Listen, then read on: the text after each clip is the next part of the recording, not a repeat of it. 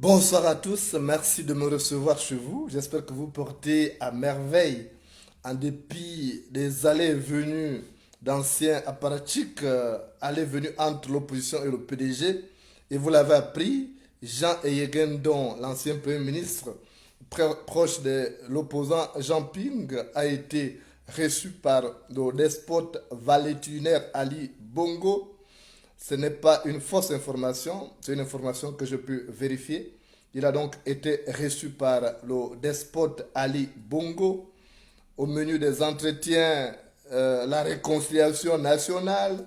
Certes, on a habillé ça avec l'histoire du conflit qui oppose le maire de Libreville, proche de Jean Yegendon, avec, ou plutôt, aux responsables du pays, en tête lesquels Noureddine Bongo, parce que ce sont eux qui sont aujourd'hui à la présidence de la République, avec Yann Ngoulou. C'était un peu l'habillage, mais c'était prévu depuis que Jean Eyéguendon rencontre Ali Bongo. Je vous avais prévenu, je vous avais dit dès le départ qu'il y aura d'autres départs. Vous serez surpris. Moi, je suis surpris que vous soyez surpris. Hein? Je vous avais déjà prévenu qu'il y a d'autres barons qui vont aller voir Ali Bongo et qui vont naturellement retourner au PDG. Je vous avais prévenu, mais comme vous ne prenez jamais mes alertes au sérieux, voilà aujourd'hui, Jean Eyéguendon est parti. Je l'ai dit à un proche de Jean Ping que j'ai eu au téléphone tout à l'heure que ça ne me surprend pas et que la démarche, même si on veut nous l'habiller en disant que non, il est parti, il a été mandaté par les cadres de l'estuaire, d'abord ça ne tient pas. C'est pas à Jean Eyéguendon d'aller régler les problèmes de famille chez Ali Bongo parce que c'est un opposant. Il est parti parce qu'il tient à se réconcilier avec Ali Bongo. Alors on ne doit pas faire un drame autour de ça. C'est pas un drame, il est libre de ses choix. On doit respecter son choix, comme on a respecté le choix de Ndemezo, comme on a respecté le choix de Frédéric Massabala Mabumba. Donc c'est ça. La réalité c'est que Ali Bongo tient ces gens-là par les couilles. Excusez-moi l'expression. Ali Bongo les tient par les couilles parce que tous ils ont géré. Donc ils ont à un moment ou à un autre des choses qu'ils ont partagées ensemble. Donc il est reparti. Je ne veux pas que ça vous démoralise ici.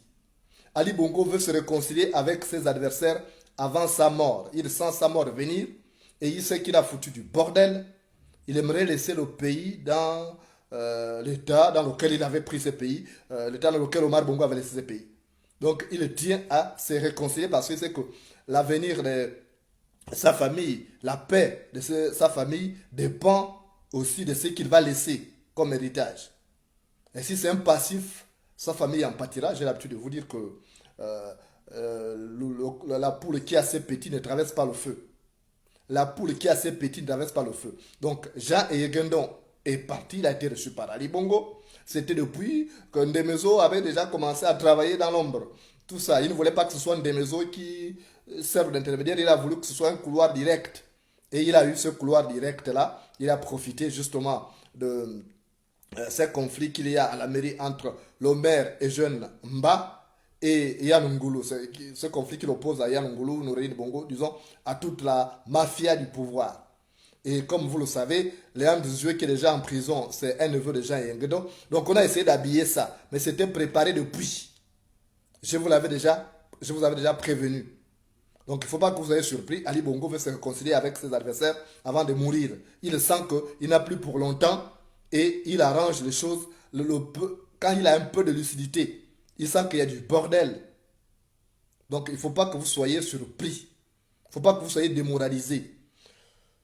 Que ce soit un opposant traditionnel qui part, qui retourne au PDG, ça peut encore vous choquer. Mais les gens qui étaient au PDG et qui ont démissionné par mécontentement, ça ne doit pas vous surprendre.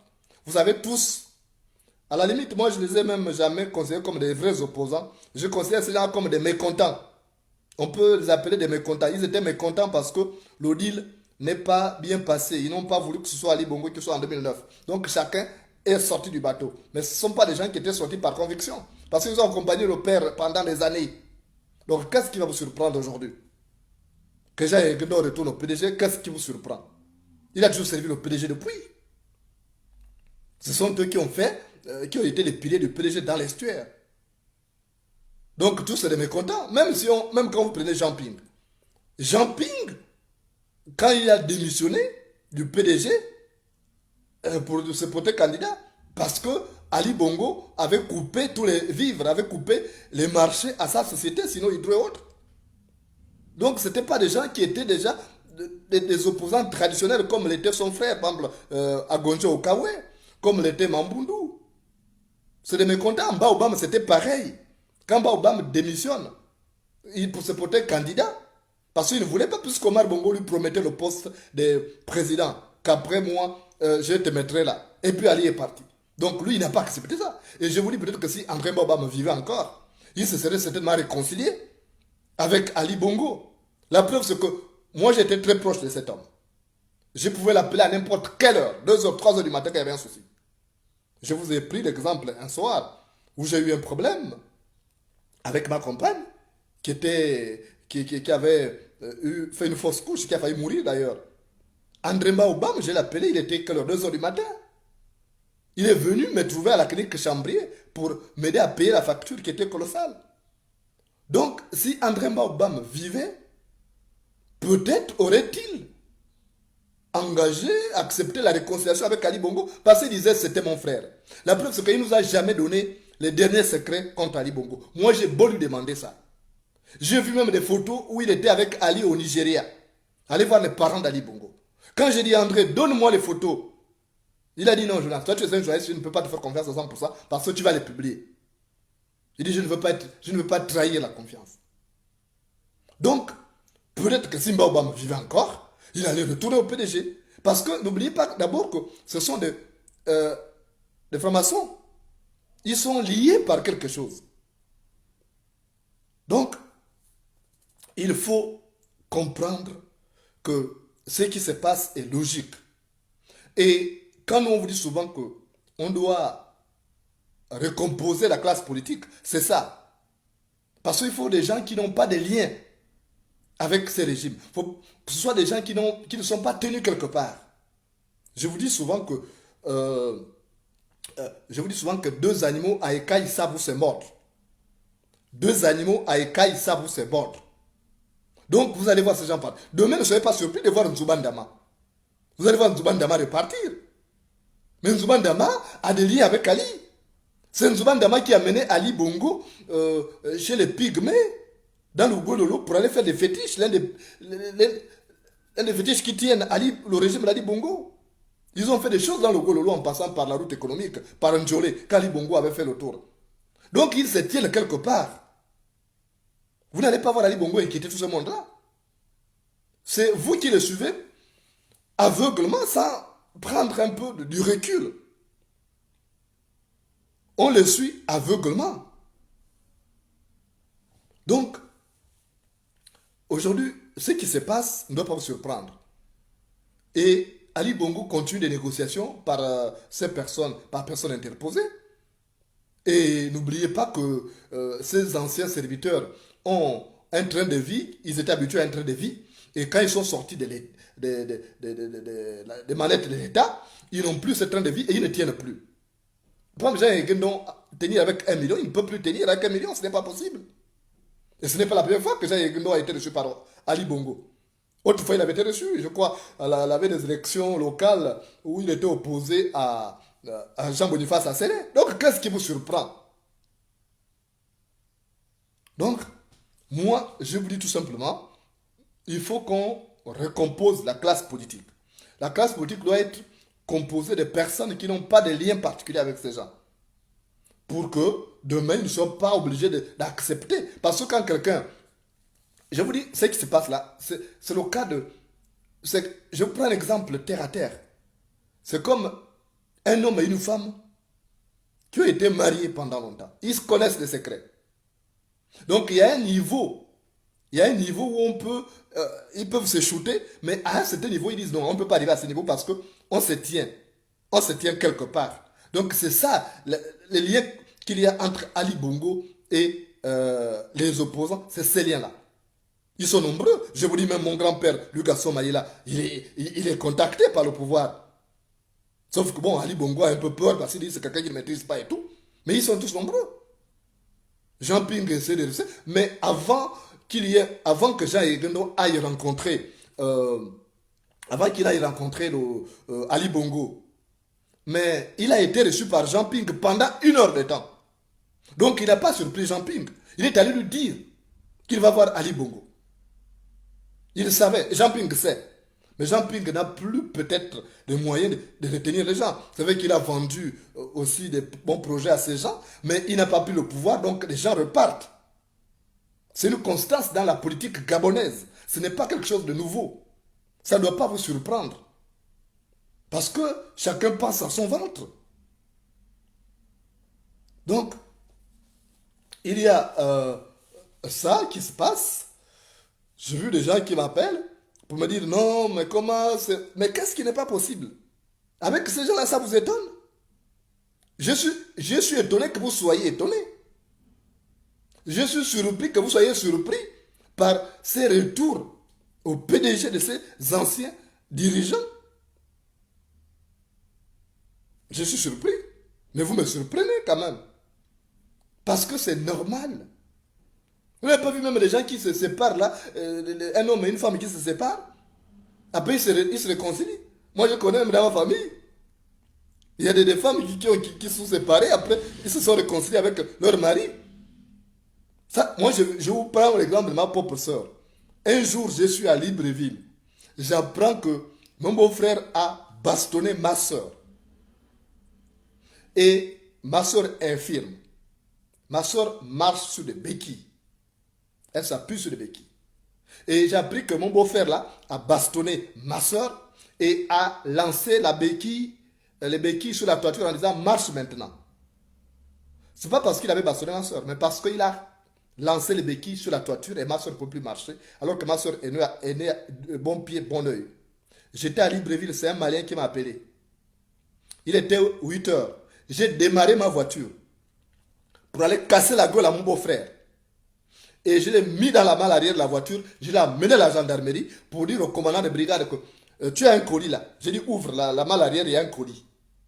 Et quand il pensait que c'était des journaux, et quand il a ouvert la malle arrière, il s'est trouvé, il a vu que j'avais mon beau-frère que j'avais attaché qui était à l'intérieur. Il dit oh mais comment monsieur Molenda? J'ai dit vous le gardez ici. Si vous le libérez, moi je viens avec mon revolver, je vais régler ça. Et toi tu auras un problème. Mais moi je croyais bien faire. Mais après, je suis reparti à Libreville. Une semaine plus tard, j'apprends qu'ils se sont réconciliés. Une semaine plus tard, j'apprends qu'ils se sont réconciliés. Donc, vous voyez, ces choses-là, c'est compliqué.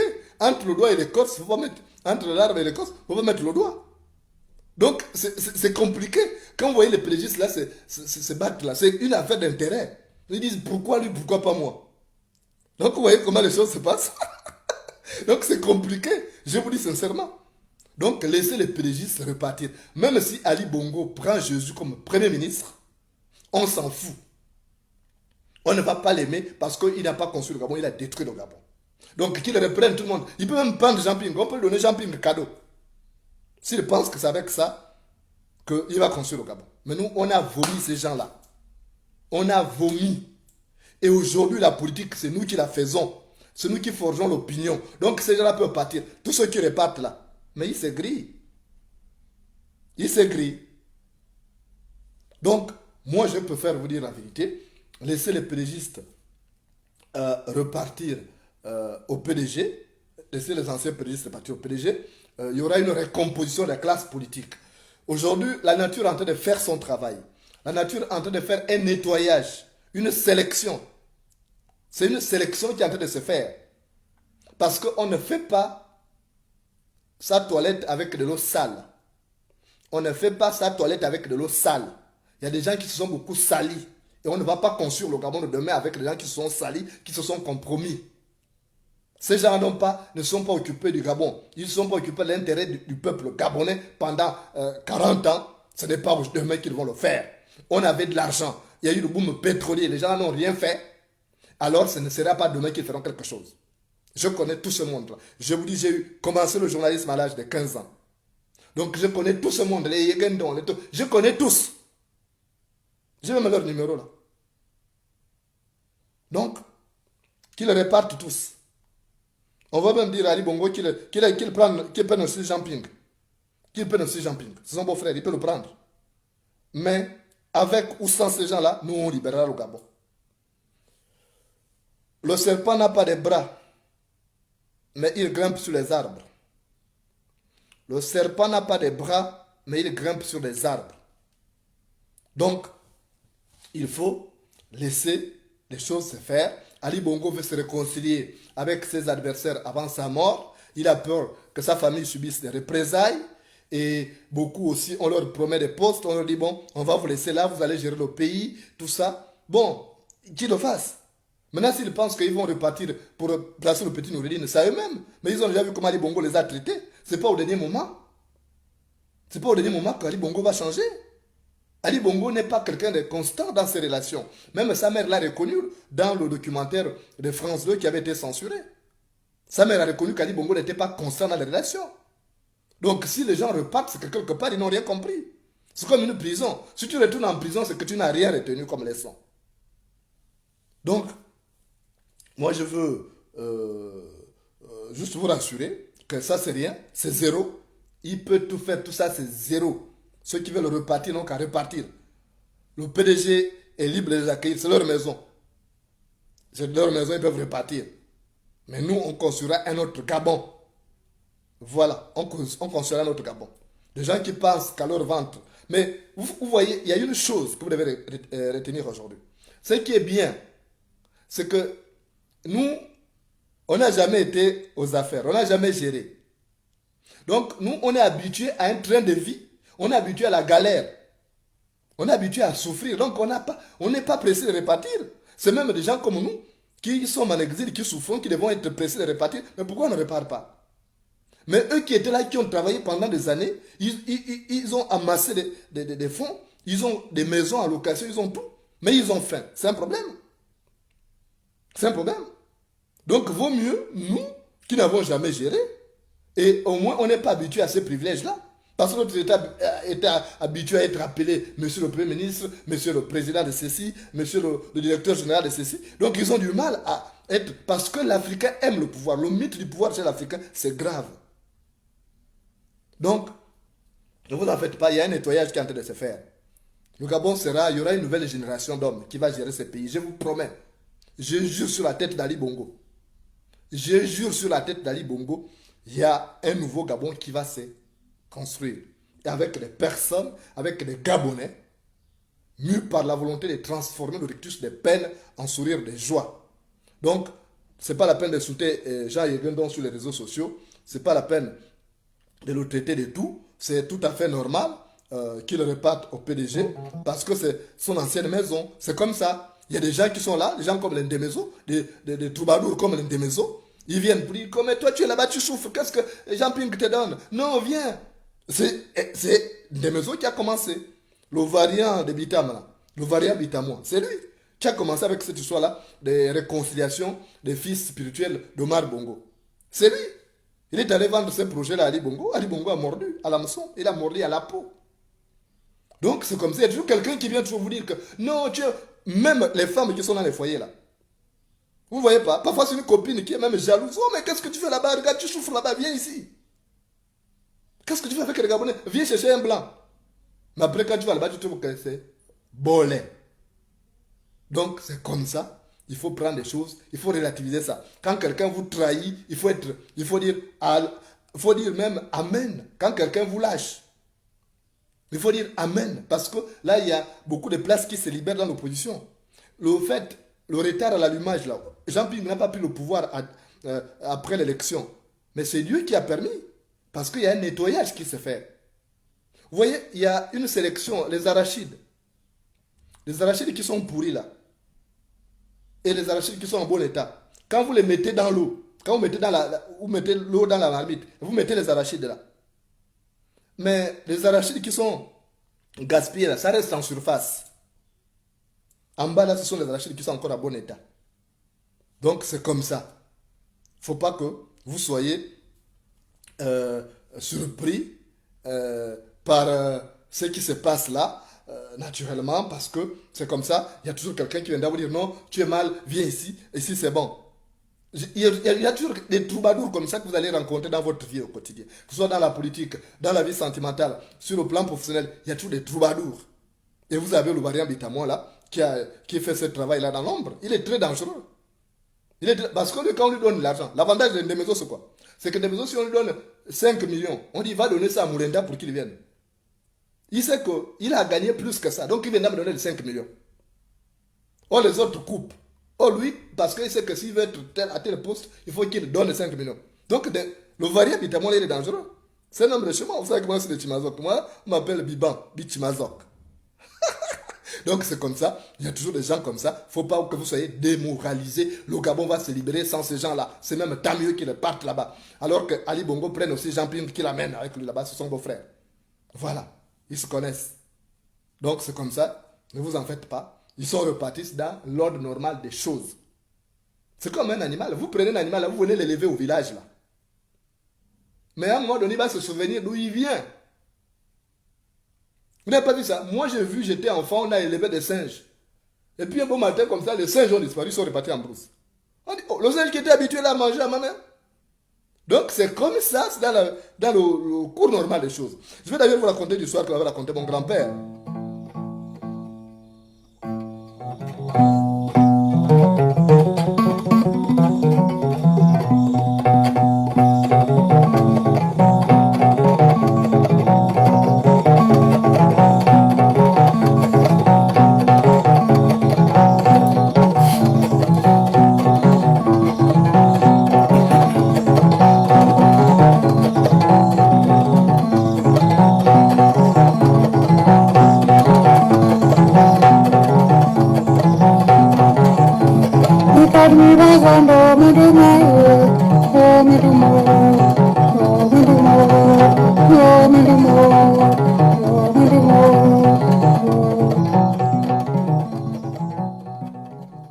Dans un village, il y avait un homme.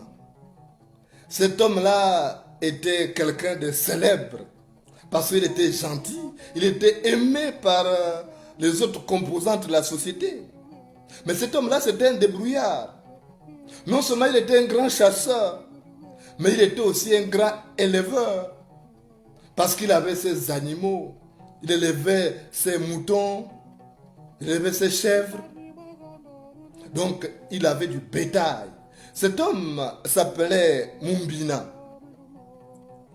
Un jour, Mumbina, pendant qu'il était sorti, quelque chose s'est passé derrière. Qu'est-ce qui s'est passé? C'est qu'il y avait son bétail qui était là. Il avait l'enclos. Et la maison de Mumbina jouxtait une forêt. Une forêt giboyeuse, pour parler le vrai français comme les blancs là. Et c'est comme ça que il y avait dans cette forêt une lionne. Une lionne qui avait ses petits, qui avait son petit dans le ventre. La lionne était prête à mettre bas. Mais sauf qu'elle avait faim. Elle était affaiblie. Et la lionne a dit, mais il faut que je mange. Comment je ferai pour pousser le bébé là? Et la lionne ne pouvant pas faire une grande course. Parce que vous savez que chez les lions, ce sont les femelles qui chassent. Donc la lionne là a décidé de prendre le raccourci. C'était d'aller prendre un mouton dans l'enclos de Mumbina. Parce que depuis la forêt, Mumbina, depuis la forêt, ces lions-là regardaient le bétail de Mumbina. Et c'est comme ça que la lionne est arrivée. Elle a bondi pour vouloir attraper un mouton. Et quand elle est tombée sur le ventre, elle en est morte.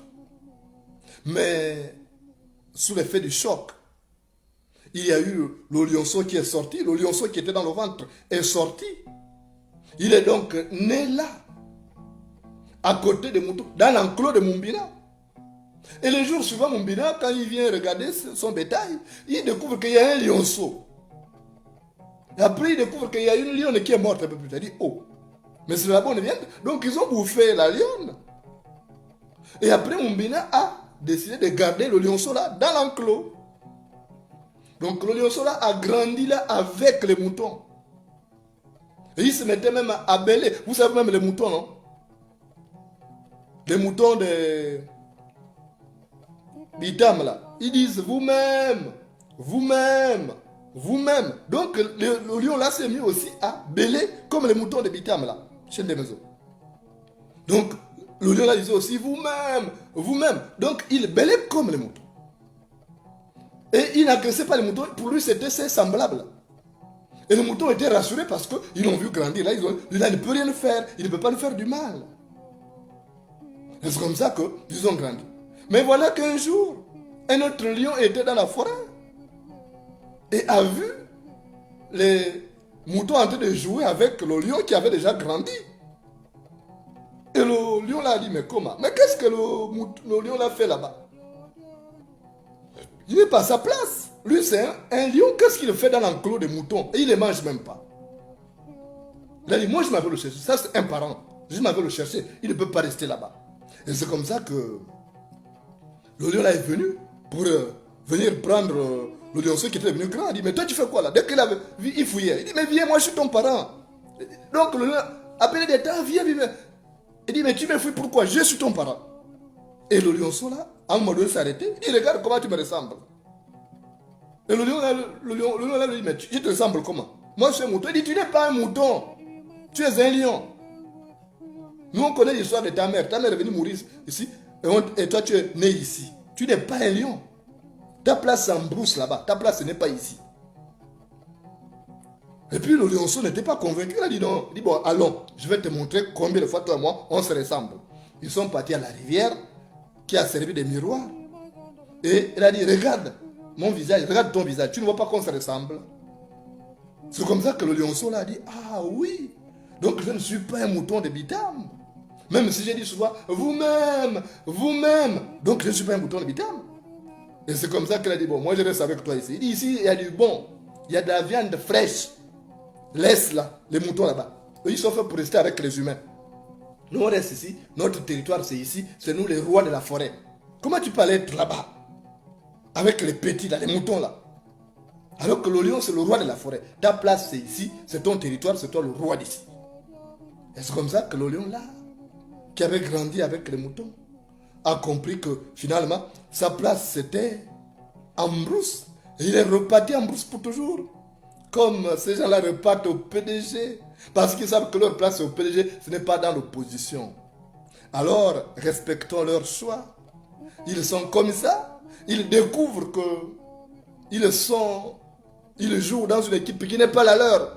Et quand ils découvrent qu'ils sont dans une équipe qui n'est pas la leur, c'est tout à fait normal, il est loisible même qu'ils repartent au PDG. Et c'est ce qu'ils font. Ne soyez pas surpris que demain, après-demain, vous attendiez que tel est reparti. Il y a encore d'autres personnes qui vont repartir. Surtout à mesure qu'approche à la vitesse des météores la présidentielle de 2023. Il y aura toujours des gens qui vont faire demi-tour. Même quand ils aperçoivent le bout du tunnel. C'est ça. Considérez la politique comme un voyage que vous faites à bord d'un bus. Vous voyez le bus quand vous démarrez. Au départ, vous êtes nombreux au point de départ. Mais au terminus, parfois, vous êtes seul à l'arrivée. Les autres descendent en chemin. Ce n'est pas tous qui arrivent à destination. Vous n'avez pas le même point d'arrivée. Donc, il y a des gens comme ça. Ils descendent à mi-chemin. Acceptez qu'ils descendent à mi-chemin parce que c'est comme ça qu'ils sont. Parce qu'ils ne sont pas faits pour arriver chez vous. Ils n'habitent pas avec vous. Ils ne sont pas de vôtres. Et acceptez donc qu'ils repartent. Et je dirais à Jean et Guindon, bon retour au PDG.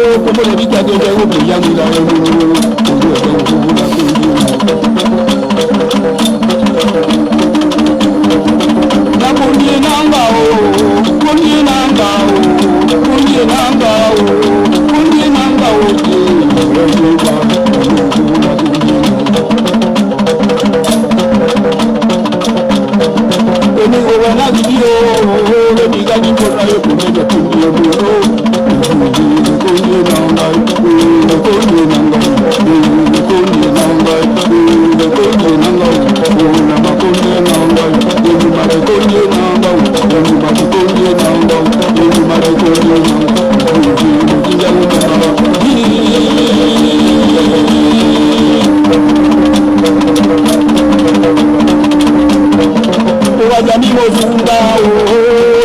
Thank you.